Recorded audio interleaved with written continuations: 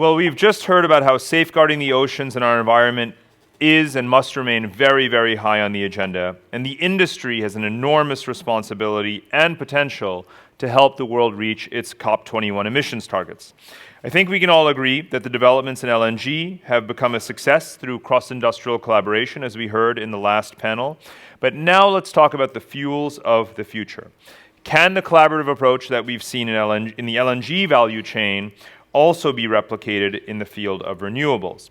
So we'll start by talking about Norway. Norway is a major exporter of oil, but also has one of the world's largest fleets of coastal vessels powered by hybrid or battery technologies. So why is it that Norway has become home to so many pioneers in the development of renewables for the maritime and offshore industries? And I'd love to hear from Brent, from Jan Fredrik about this. Jan Fredrik, how about you start? I think it's probably different reasons, but the main reason is that, at least seen from offshore shipping companies, we are not definitely the best on cost, so we have to compete on something else. And we compete on technology, and specifically over the last few years, we are competing on technology that can reduce fuel, in other words, whereby we reduce cost and emission for our customers. I think that's the main reason, in addition to the fact that at least the offshore industry in Norway has been based on entrepreneurial spirit, has been based on clusters on the coastline. It has not been developed in Oslo to be able to pull your leg. It has not. It's in the smaller communities where we have this kind of tremendous entrepreneurial spirit that we can. That is one of the main reasons why we've done it. Brent, what would you add to that? I think what I'd like to add to that is it's a combination of technology innovation, government support, and social purpose. Norway is a unique melting pot of all three of those elements. And that's allowed us to not only develop the technology to a commercial state, but create the environment where we can actually implement it and then participate in society with the results. Mm-hmm. Jan Fredrik mentioned the cluster model. You've mentioned the international dimensions, and of this cluster model, if you will. How can the cluster model help to accelerate the development of renewables? I'd love to get Katsuya's view and Mr. Yoshioka's view.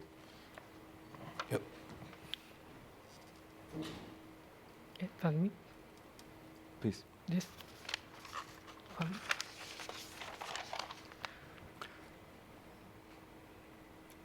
Your views on the... Yes. Introduce our... Yes. Yes.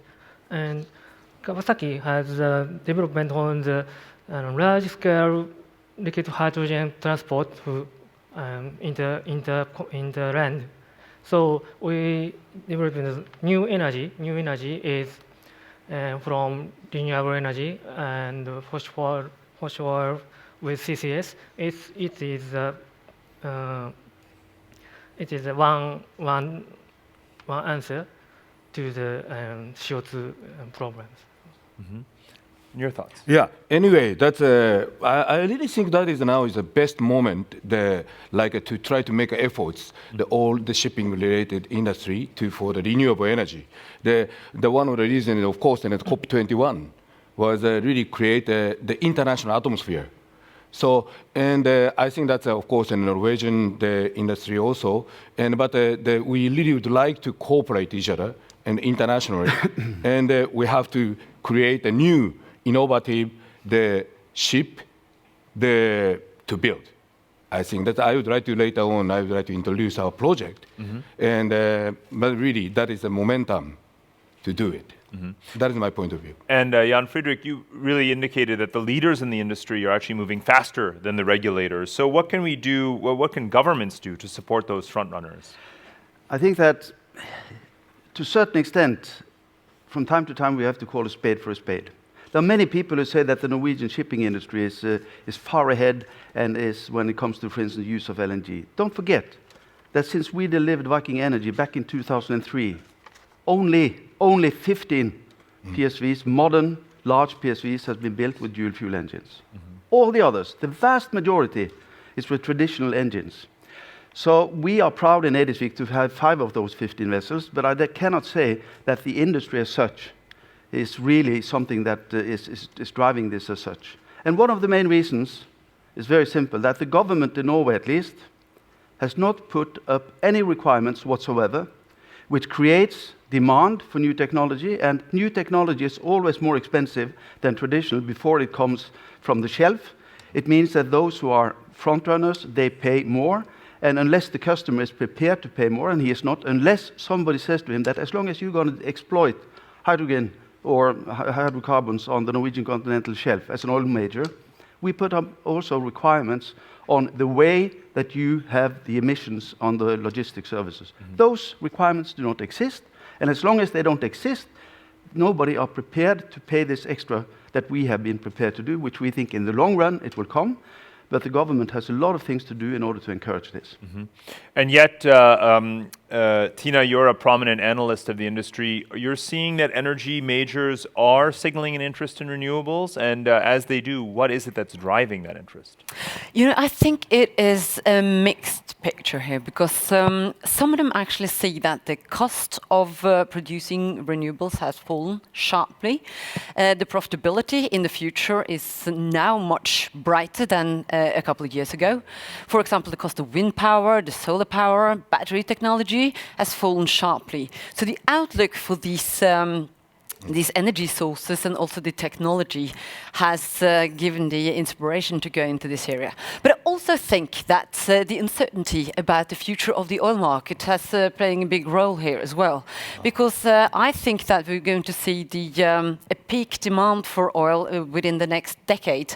And of course, long-term investments, which the oil industry is, the uncertainty about the future demand for oil, and also the oil prices have led more investment into the greener energy sources. And a couple of you have already mentioned some of these next generation fuels that we wanted to talk about just now. Battery technology, which has actually been around for decades, but until recently, the application to shipping has been relatively restricted to coastal marine transportation, like ferries, fishing trawlers, and so forth. Now we see hydrogen fuel gaining traction, started to talk about that a little bit as well. So from your perspective, what are the most important breakthroughs that have occurred? And when do you predict that some of these technologies, some of these newer energy technologies are going to make the breakthrough into deep sea maritime transport? I see already that Mr. Tatsuya, you've been thinking about this. Sure. Yeah. I really would like to introduce one of our projects. This is we are saying the EcoShip project, and it is a kind of the LNG propulsion is the main propulsion. However, you can see this sail, and this is retractable sail, and the utilize of the wind power, and also that's solar panels, full of the solar panel that we equipped. So what I want to say is this is a kind of the unity of the innovative ideas, and ship can be the venue of to try to introduce about that the hybrid type of the energy efficiency that we can also present it. I think that the ship has a very huge potential because it's sailing all over the world. So and we can make a big impact to the world. That is, I think, one of the role of the new energy challenge by the shipping industry. Thina, you're smiling. Do you also see the battery hydrogen coming into play? Absolutely. I think it's a great opportunity, because now we're talking about the supply side, but we have to remember as well a change in the mindset of the consumers. Yeah. They're starting to require new developments which are green, which are sustainable. So I think, they're making a big shift as well, because they're putting limits on how much environmental unfriendliness you could actually supply. So I think, the changes in the mindset of the consumers are very, very important driver of these changes as well. Brent, where do you see the supply-demand nexus converging? Your supply side, are you educating the demand side also? I think still the biggest challenge in the industry globally is the education of the clients and the participants in understanding how cost-effective this technology marriage can be. There's also the element of combining technologies today. In 2010, we focused a lot on developing energy storage. Now we are focusing on developing energy storage solutions, which will combine LNG with batteries, will combine hydrogen with batteries to deliver the most economic platform possible for the end users today. Sure. And Mr. Morimoto, Yes. hydrogen. Yes. hydrogen is, and Kawasaki is developing the liquid hydrogen carrier ship to realize the hydrogen energy supply chain between Japan and Australia. And this ship will be modified to the bunkering ship. This will expand range and possibility of the hydrogen fuel ship. Well, actually, I want to turn to Jan Fredrik because actually Mr. Tatsuya gave an example of a sort of a multi-energy, a very diversified sort of ship. Now, in 2013, Eidsvik installed a battery pack on the PSV Viking Lady, making it the first vessel of its kind with a full hybrid solution on board. What's been the experience and the risks and the rewards of being the first mover? Well, the risk related to a project like that is to a very great extent dependent upon how you, let's say, embark on the technology. Both when we tested out the fuel cell on the Viking Lady back in 2008, 2009, and the battery project in 12-13, that was funded partly by ourselves, by our partners, but also to a great extent by the Norwegian Research Council. In other words, the risk was that we couldn't prove that the technology should work as we had anticipated, but it did. The reward is very obvious. Even in a market condition like this, we managed to get a 2-year contract for the Viking Energy, where we commercially invested. On the Lady, it was a test project. It worked, and then we invested on the Viking Energy and entered into a 2-year contract with the customer. Well, the customer took the savings. We took the investment, but we got another 2 years contract. The reward is tremendous if we, for instance, should build a new PSV today. God forbid, but if we should. We will one day. And then, of course, we would never build a ship. We'll probably not build a PSV with 4 engines. It would be with 1 small, 1 medium-sized, and maybe 1 big, and a battery stack in order to make sure that we would get a much better fuel consumption pattern. And I'm convinced, regardless whether it's hydrogen or whatever kind of fuels we will have, what we have learned through these projects together with the Research Council is that, for instance, we didn't even think about a battery when we tested the fuel cell. But then we looked to what happened in the car industry, and we followed, and we saw that, well, how can we combine a fuel cell with the battery together with the dual fuel engines? Yes, we can. And I'm convinced that in 2020, 2025, when somebody's going, at least if we're going to build a ship, it will have a fuel consumption of less than 50% of a traditional vessel today. Exactly what it is, I don't know. Maybe it's not that interesting, but it will develop. Well, Brent, you're a first mover in batteries. Your company, PBS, is based in Trondheim. So what has made Norway for you a good place to have a battery factory? I've always believed that your business should be where the market is. And so we've built this company in Norway. We employ about 60 people in Trondheim today. And it is now truly the right place, the right time, and the right opportunity of this market itself. So just as Jan Fredrik is mentioning that these vessels can consume 50% less fuel, they can also cost 50% less money to take care of over their operational lifespan. So this isn't just something that's a science project. This is a commercial reality that's going to deliver commercial advantage to the companies like Eidsvik who are willing to take the risk in the early stages to be far more competitive and profitable than their competitors in the marketplace. You've all emphasized the necessity of the various pillars of this ecosystem coming together. Finance is an extremely important one of those. When we want to make this transition towards alternative fuels, it's going to require a lot more financing from the energy majors, which we've talked about a bit, and the investors. So Thina, are you seeing that more signals that capital is being allocated towards the development of some of these alternative fuels?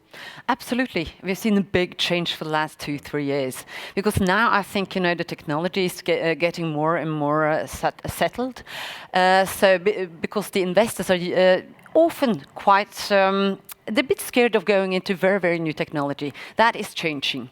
I also think when the cost is falling as much as they are, the outlook for the profitability is much better. But also, I think one of the obstacles has been some of the government has been changing their policy of subsidizing and not subsidizing. So they need to be transparent and long-sighted when actually the government go into an industry and subsidize it, for example. But now couple of years from now, you don't even need subsidies because this development is going very, very fast and absolutely very interesting. And I think we're going to see a lot of investments coming into this area in the future. Great. Well, that's a very optimistic note to end on. I want to know that's excellent comments from everyone. I want to ask everyone, please, to join me in thanking the panelists for sharing their perspectives with us. Definitely. Thank you. Thank you very much. Thank you. Thank you.